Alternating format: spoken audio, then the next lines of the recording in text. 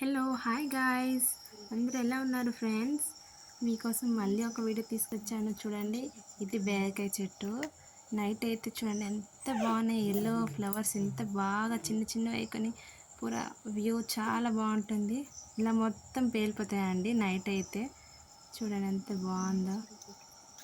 ఇలా నైట్ ఇలా పేలుతుందండి. మార్నింగ్ అయితే చిన్న చిన్న కాయల్లాగా వస్తాయండి.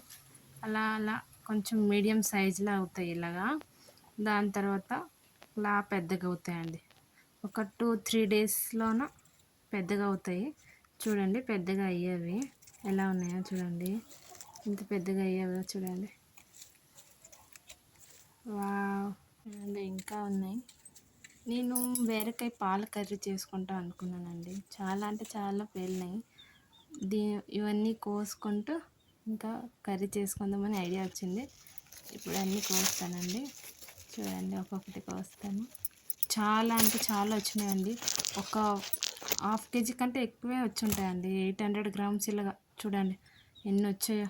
వావ్, మీరు పాలుతో బీరకాయ కర్రీ చేసి ఎలా ఉందో చూడండి. టేస్ట్ చాలా బాగుంటుందండి. నాకు కామెంట్ చేయండి. నా వీడియో మీకు నచ్చితే please like, share, subscribe my channel friends.